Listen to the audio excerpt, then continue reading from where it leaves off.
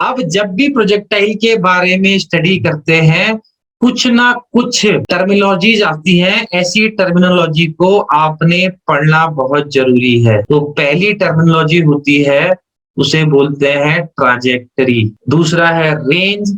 अब अगर आपको प्रोजेक्टाइल के बारे में पढ़ना है तो उसे याद करना पड़ेगा। तीसरा है एंगल ऑफ रिलीज।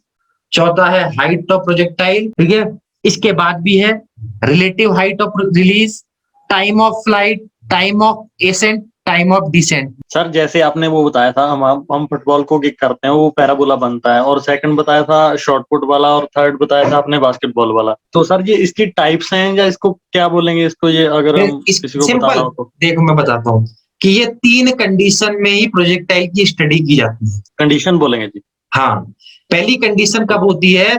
जब पॉइंट ऑफ रिलीज और पॉइंट ऑफ लैंडिंग एक ही जैसी होती है, एक ही है। दूसरी होती है जब पॉइंट ऑफ रिलीज ऊपर होती है और पॉइंट ऑफ लैंडिंग नीचे होती है।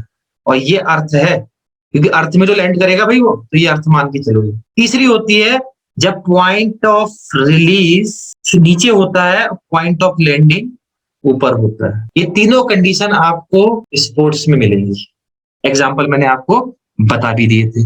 अब उस इन सबको पढ़ने से पहले आपको भाई इनके बारे में पता होना चाहिए। What is trajectory?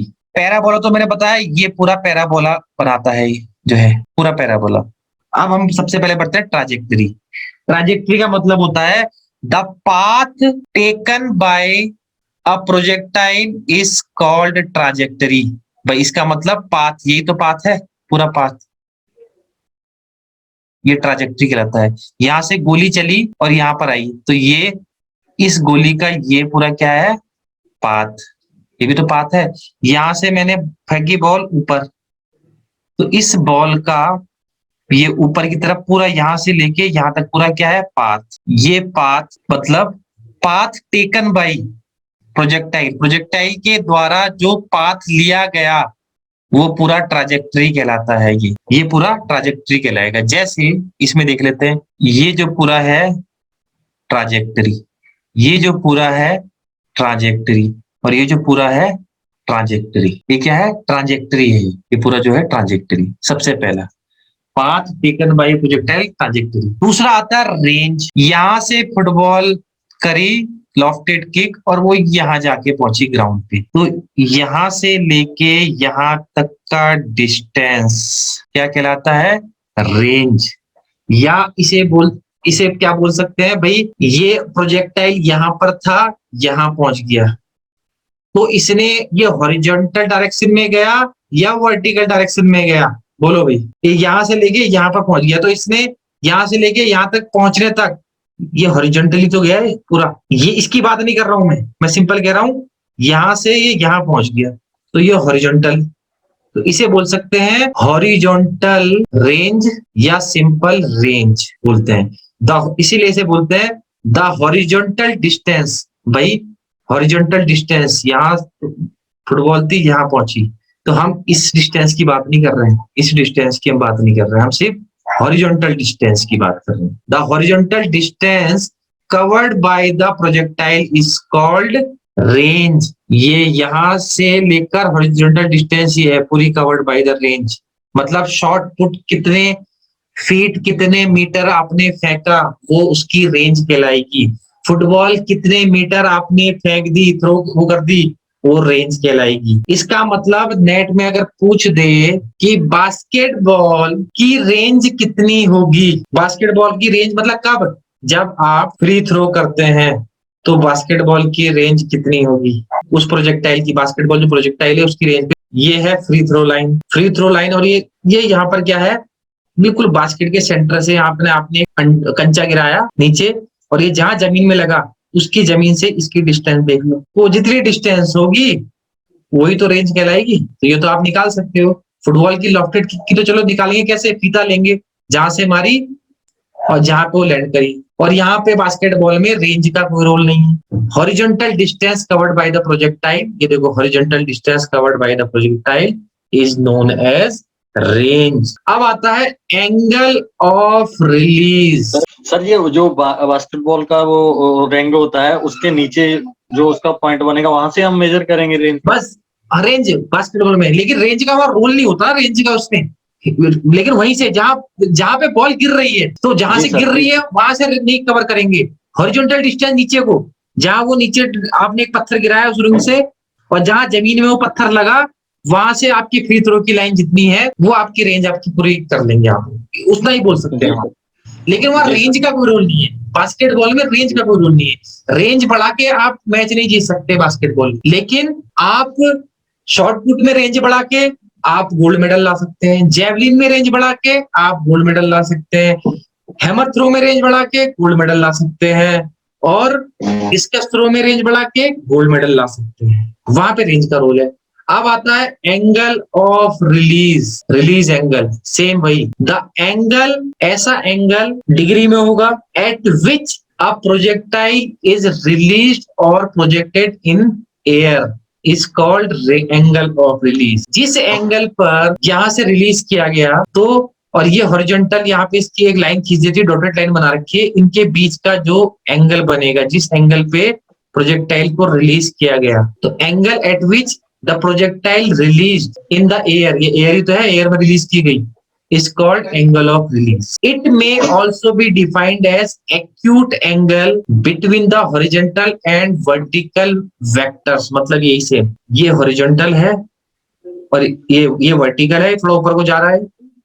देखो ये वर्टिकल है, थोड़ा ऊपर को जा रहा है, ये हॉरिजॉन्टल है, तो इन दोनों के बीच का एंगल, ये भी वो इसका दूसरा डेफिनेशन बता रखी है, acute angle between horizontal and the velocity vector at the instant of release. ये वर्टिकल, ये हॉरिजॉन्टल, इनके बीच का कंपोनेंट का भी जो एंगल हो गया, वो भी एंगल ऑफ रिलीज हो गया। सिंपल भाषा में, रिलीज जहां से आपने किया एयर में, और जो उसके बीच में हॉरिजॉन्टल लाइन खींच के उसके बीच में जो एंगल है, मतलब angle eight which a projectile is released या projected in the air is called angle of release। और हर ऑब्जेक्ट का एंगल ऑफ रिलीज अलग होता है, डिपेंड करता है कि आप प्रोजेक्टाइल को, ये वाला प्रोजेक्टाइल ले रहे हैं कंडीशन है, या ये वाली कंडीशन आ रही है, या ये वाली कंडीशन आ रही है, उस समय एंगल ऑफ रिलीज अलग अलग होगा। दूसरा, आपको क्या ये आपकी रिक्वायरमेंट है या ये आपकी रिक्वायरमेंट है, उसके अकॉर्डिंग आपका एंगल ऑफ रिलीज अलग होगा। अभी हम आगे पढ़ेंगे भी,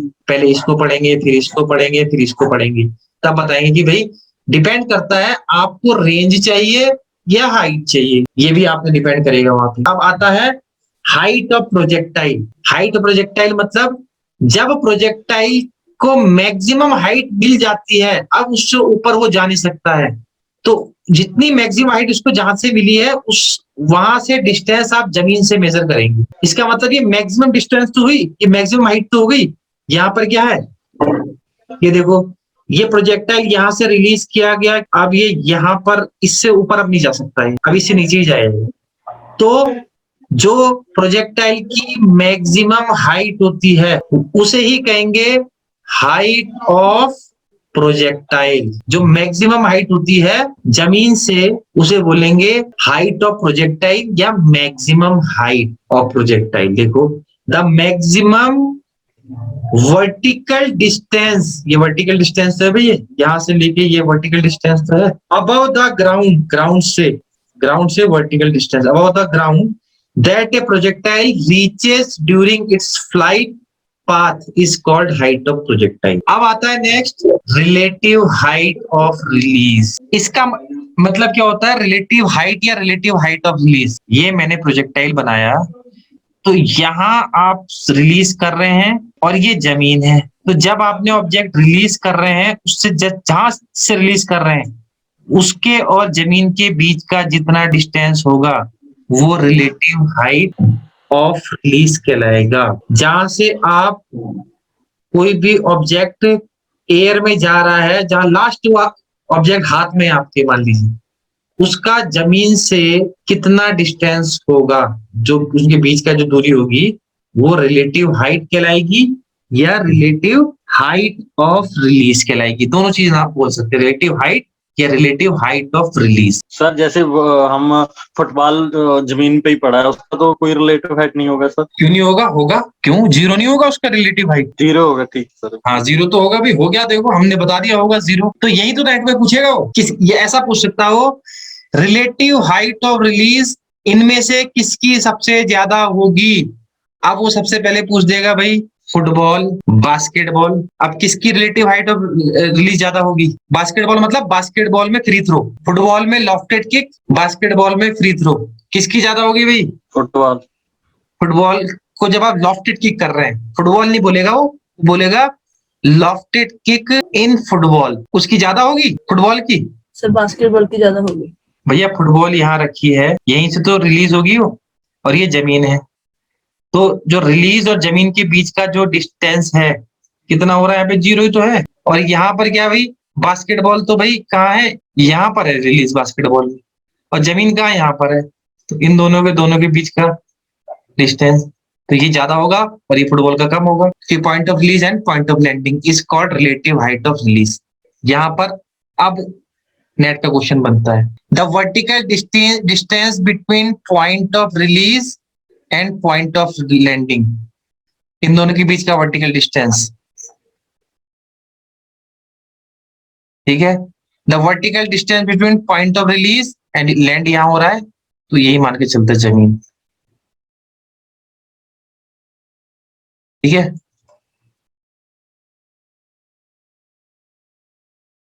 जीरो से ज्यादा कोई भी वैल्यू आएगी, जीरो से ज्यादा आएगी भाई। यहां पर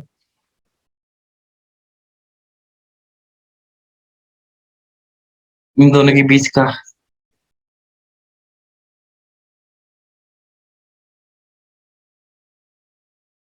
जीरो से ज्यादा, तीनों चीज समझ में आ गई। Height of relative height of release क्या होगा कि vertical distance between point of release, point of release ये है और पॉइंट ऑफ लैंडिंग ये है।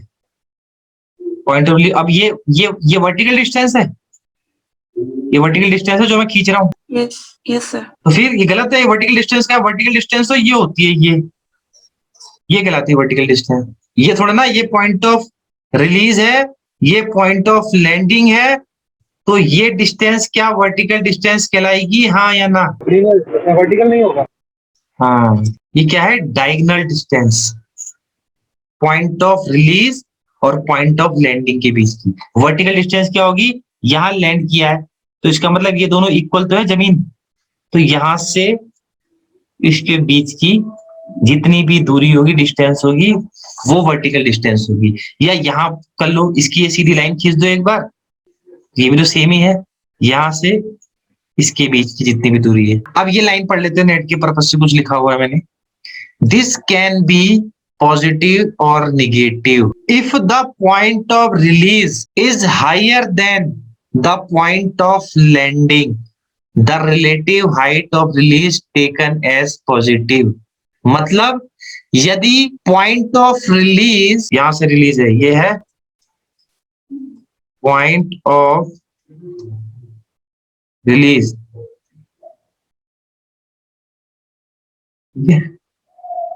ये है पॉइंट ऑफ लैंडिंग, ये रिलीज, ये लैंडिंग। तो क्या बोला?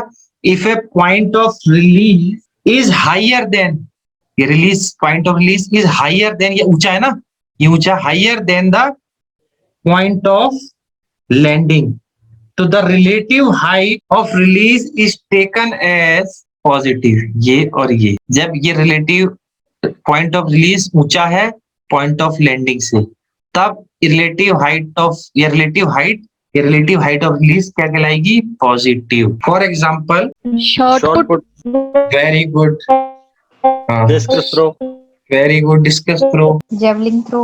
Javelin throw. अब यही नेट में पूछ देगा, वो ये नहीं पूछेगा, वो ये पूछेगा when point of release is higher than the point of landing, the relative height of release will be, पहला ऑप्शन देगा, दूसरा, तीसरा, चौथा, नन। क्या ऑप्शन दे देंगे आप? यही चीज पूछेगा वो, 0, पॉजिटिव, निगेटिव या नन। तो आपने आंसर देना है पॉजिटिव। अब दूसरी condition, if it is taken as negative when the point of landing is higher than the point of release, point of landing is higher than the point of release, तब इसको क्या बोलेंगे? Negative height of release. और इसी को, इन सबको ही simply called height of release भी बोल देते, इसी को, जो मैंने अभी बता रहा था आपको, दोनों को, चाहे पॉजिटिव हो निगेटिव हो, सबको यही बोलते हैं। अब एक तीसरी चीज इसमें बताई नहीं है कि if the point of release is equal to the point of landing then relative height of release will be, क्या होगा भैया? 0। फुटबॉल में एक प्लेयर ने लॉफ्टेड किक मारी और उस लॉफ्टेड किक को एक दूसरे प्लेयर ने रिसीव किया, तो उस कंडीशन में हाइट ऑफ रिलीज क्या होगी? 0 0। क्यों, वो जमीन में रिसीव करेगा या उसका पैर थोड़ा सा ऊपर होगा? थोड़ा ऊपर होगा। थोड़ा हाथ पैर से रिसीव कर रहा ना, वो रिसीव का मतलब पैर से रिसीव कर रहा है उसने, तो पैर जमीन से थोड़ा ऊंचा होगा या नहीं होगा? वो ऐसी मूव करेगा वहां पे। हॉकी में स्कूप किया, स्कूप में दूसरे प्लेयर ने उसे अपने हॉकी स्टिक से रिसीव किया, तो जब हॉकी स्टिक से रिसीव कर लिया, इसका मतलब अब पॉइंट ऑफ रिलीज और पॉइंट ऑफ लैंडिंग एक जैसी नहीं होगी, थोड़ा सा ऊपर तो होगा ही, ये है या ये है। वो ऐसा क्वेश्चन भी पूछ सकता है घुमाने के लिए, तो मैं हर कंडीशन आपको बता रहा हूं। अब आता है time of flight. Time of flight कितनी देर तक, ऐसी इस नाम से पता चल रहा है कि भाई कितनी देर तक हवा में रह रहा है। जनरल लैंग्वेज में हम पूछ सकते हैं कितनी देर में वो हवा में रह रहा है, लेकिन यहां पर क्या होता है, the total time taken by a projectile to complete its trajectory. Trajectory कहां से शुरू हो रही है? यहां से, और खत्म कहां हो रही है? यहां पर। तो इस पूरी ट्रांजेक्टरी को कंप्लीट होने में जितना समय लगा उसे बोलते हैं टाइम ऑफ फ्लाइट। जैसे ही इंडिविजुअल ने हाथ से रिलीज किया, शॉर्टपुट का एग्जांपल दे रहा हूं, जैसे ही हाथ से रिलीज किया वो प्रोजेक्टाइल अब यहां पहुंच गया, कहां पर? एयर में। तो वहां से ट्रांजेक्टरी शुरू हुई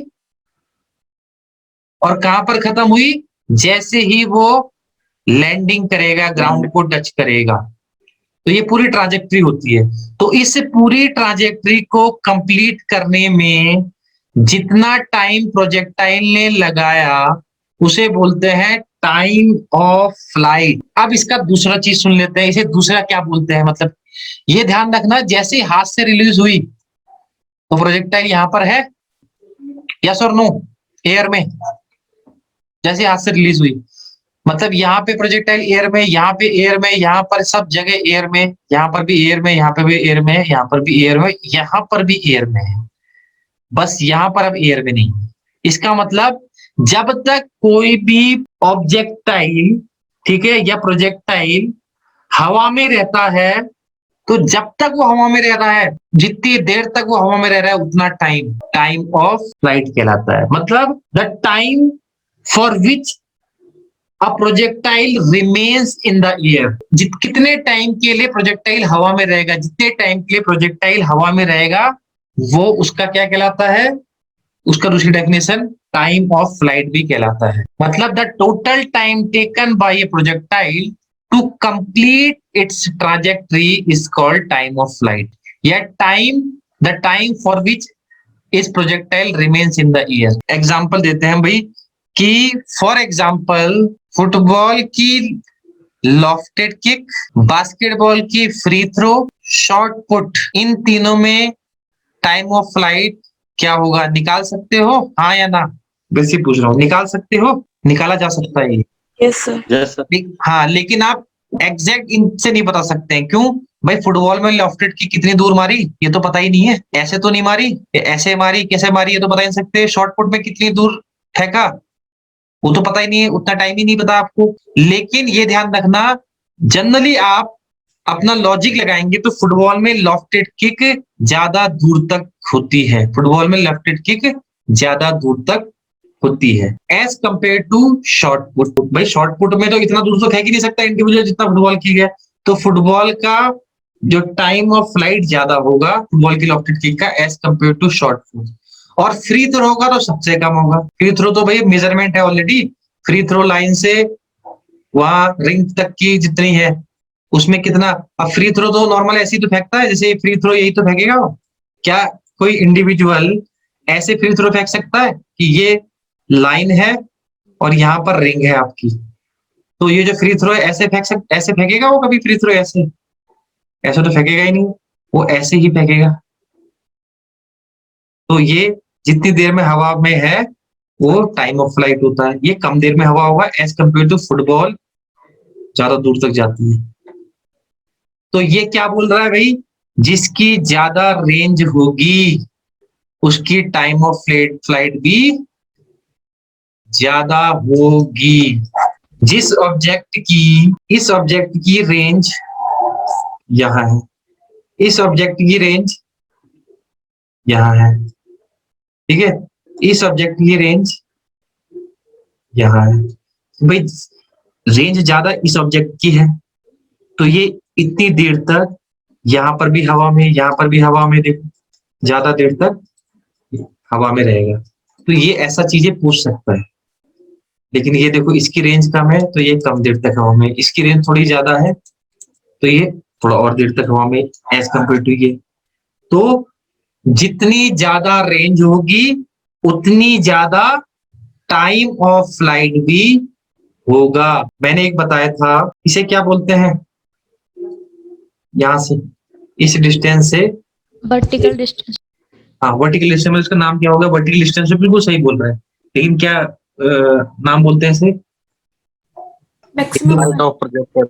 हाँ हाइट ऑफ प्रोजेक्टाइल, या अभी एक और कुछ मैक्सिमम बोला था किसी ने, maximum height sir. Maximum height of projectile, ये भी बोल सकते हैं, दोनों चीजें बोल सकते हैं। तो time of flight is directly proportional to the height of projectile, is directly proportional to the range and height of projectile। जितना ज्यादा हाइट होगी प्रोजेक्टाइल की उतना ज्यादा वो हवा में रहेगा। तो भाई ये यहां से यहां फेंका गया तो जितना टाइम इसने यहां से यहां लिया उतना ही टाइम यही लेगा।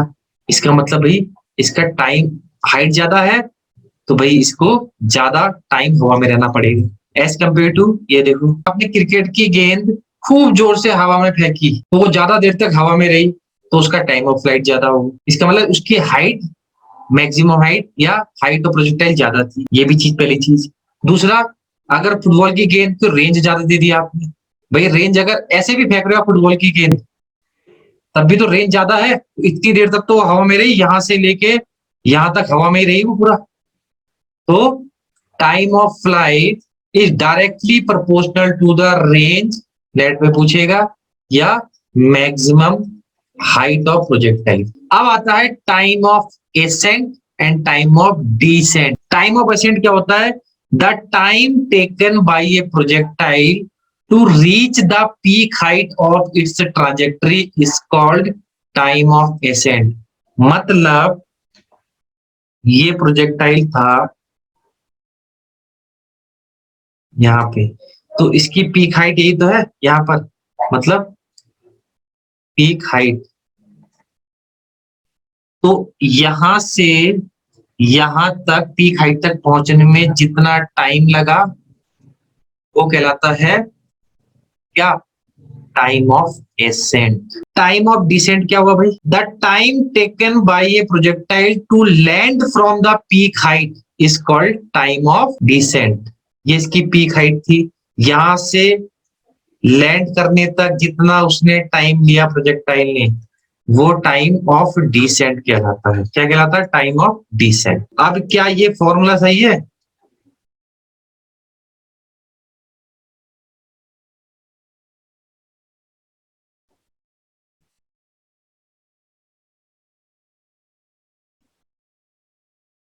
क्या मैं सही लिख रहा हूँ ये गलत, सही है सर। सही लिखा है, हाँ जी। बिल्कुल भाई। जितना टाइम ऊपर पहुंचने में लगाया, जितना टाइम ऊपर से नीचे पहुंचने में लगाया, ये दोनों हवा में ही तो है, दोनों चीजें हवा में। तो ये दोनों क्या टाइम ऑफ फ्लाइट भी तो बन सकते हैं, इन दोनों का जोड़ टाइम ऑफ फ्लाइट कहलाएगा। नेट में ऐसे 4 ऑप्शन आ जाएंगे, इनमें से कौन सा पेयर ठीक है।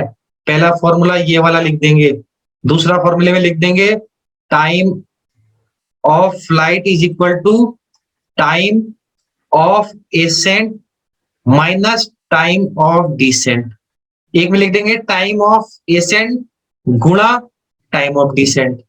ये भी पूछ सकते हैं हम, टाइम ऑफ एसेंट और टाइम ऑफ डिसेंट को कैसे बढ़ा सकते हैं हम, कोई तरीका है बढ़ाने का। फोर्स लगा। Very good. और angle, release of angle sir. Very good, release of angle, बढ़िया करके।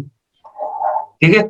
जब भी कोई प्रोजेक्टाइल हवा में फेंका जा रहा है आपके द्वारा, आपके हाथ में क्या है? कोई प्रोजेक्टाइल यहां से आपने हवा में फेंका, आपके हाथ में से दो चीजें हैं। पहली चीज है फोर्स, आप ही के हाथ में है ये, क्या सुन लो यस भाई, मेरी मर्जी में कितना फोर्स लगाऊं, ज्यादा या कम। दूसरा, ये भी क्या आपके हाथ में है?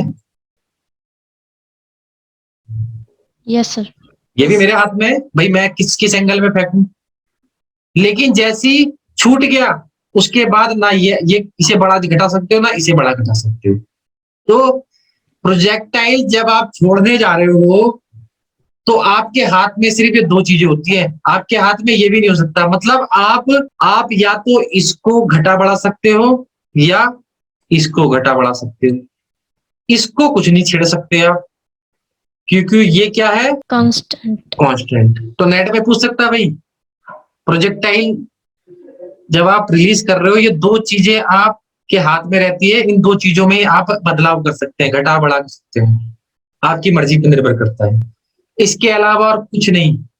जैसे ही प्रोजेक्टाइल हाथ से छूटा, अब आपके हाथ में कुछ नहीं है, ना फूंक मार के उसकी स्पीड को बढ़ा सकते हो या हाइट को, ना ही शक्तिमान की तरफ ऐसे उड़ के उसको बढ़ा सकते हो, उड़ भी नहीं सकते ऐसे, फिल्मों में होगा लेकिन ऐसे नहीं। हाथ से छूटने के बाद प्रोजेक्टाइल को आप कुछ नहीं कर सकते, ये ऑलरेडी कांस्टेंट रहता है।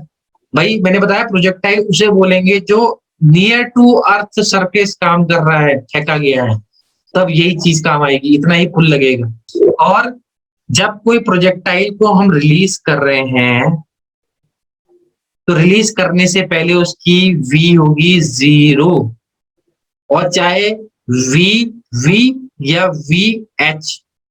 वी का मतलब क्या हुआ? वर्टिकल वेलोसिटी और वेरी गुड, दोनों के दोनों 0 होंगे। कब? रिलीज से पहले, बिफोर रिलीज। नेट में पूछेगा भाई बिफोर रिलीज। जैसे ही आपने रिलीज करा, यहां से रिलीज करा, अब उसकी वेलोसिटी में बदलाव हो रहा है, यहां से 0 से कुछ बढ़ गई है, वो बढ़ गई नहीं बढ़ गई। अब जैसी यहाँ पे वेलोसिटी मान लो कुछ थी, मान लो 5 मीटर पर सेकंड वेलोसिटी थी, क्या यहाँ पे वेलोसिटी में बदलाव आएगा? Yes sir.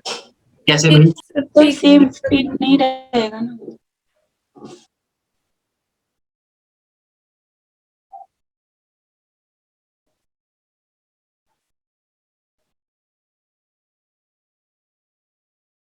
क्या लिखा है? सर वेलोसिटी को चेंज करने के लिए फोर्स चाहिए। ठीक है, वेलोसिटी को चेंज करने के लिए, और चेंज इन वेलोसिटी क्या कहलाता है? एक्सेलरेशन।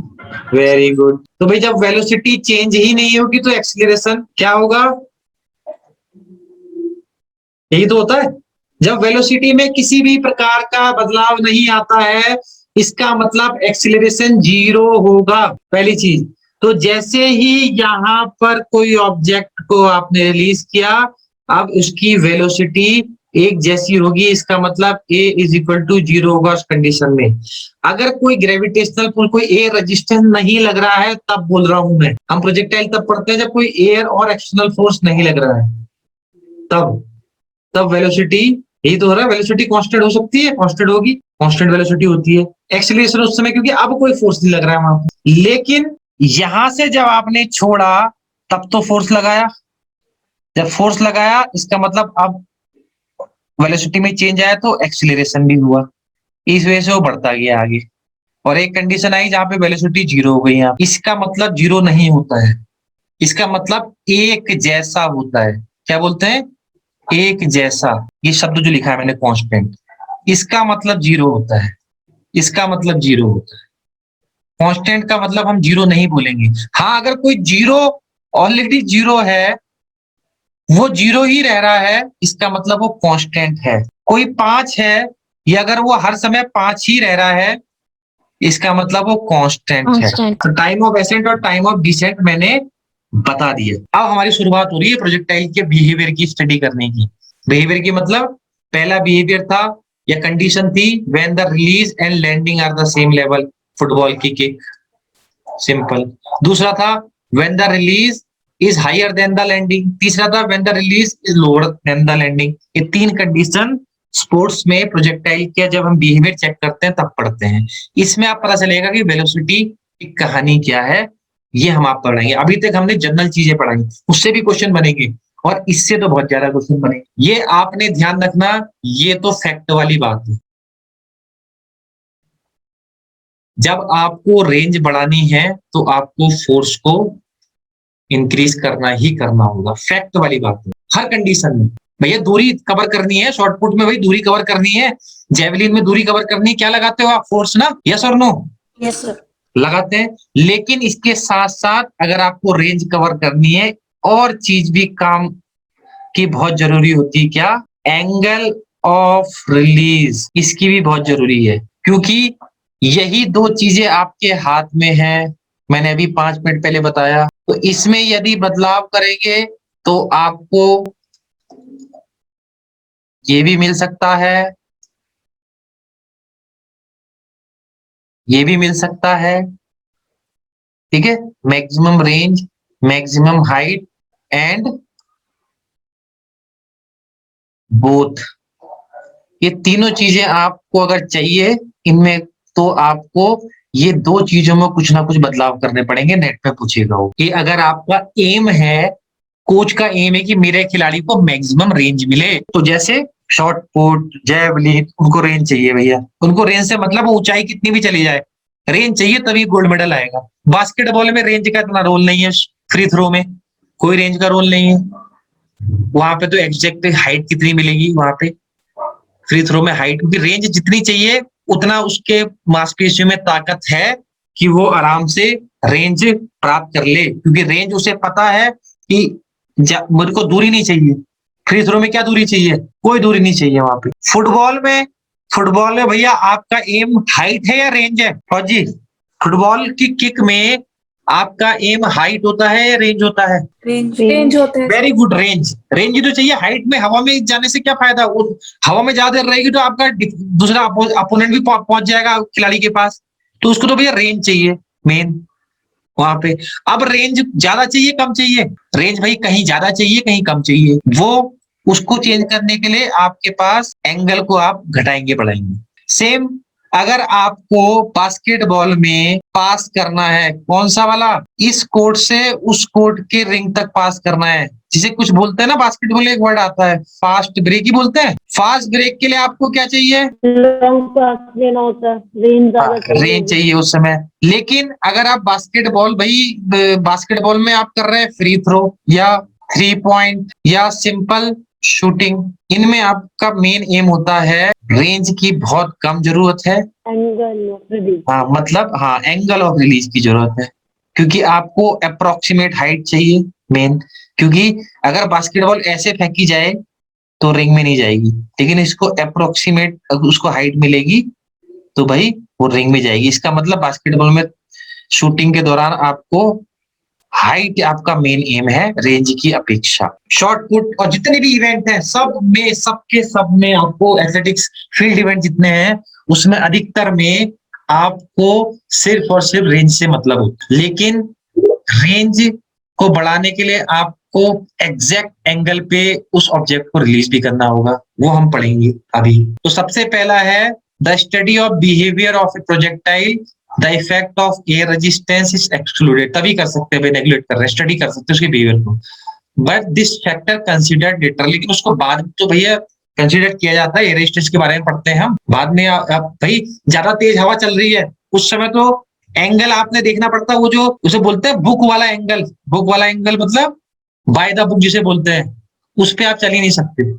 बाय द बुक अगर बोला भैया 45 डिग्री ही एंगल होना चाहिए, और भाई चल रही है क्या बोलता थंडरस्टॉर्म, आंधी, उस समय भैया एंगल तो कोई आपको रेजिस्टेंस अफेक्ट करेगा, तो कौन सा एंगल होना चाहिए? हाँ भाई, आप इधर से हवा चल रही है, इधर से मान लीजिए आपको सपोर्ट कर रही है हवा, तब तो आप फेंक दो अपने एंगल में, हवा और सपोर्ट कर देगी उसे। लेकिन अपोजिट डायरेक्शन में चल रही है तो भाई एंगल फिर इतना काम नहीं होते।